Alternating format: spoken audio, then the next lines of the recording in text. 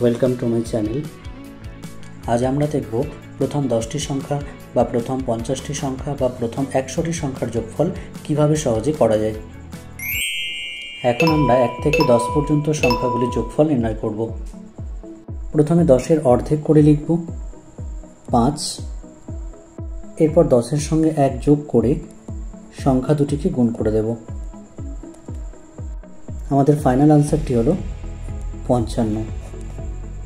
কীরকমভাবে আমরা 1 থেকে 50 পর্যন্ত সংখ্যাগুলির যোগফল নির্ণয় করব। 50-এর অর্ধেক 25, এর সঙ্গে 1 যোগ করলে হবে 51, এরপর সংখ্যা দুটি গুণ করে হবে 1275।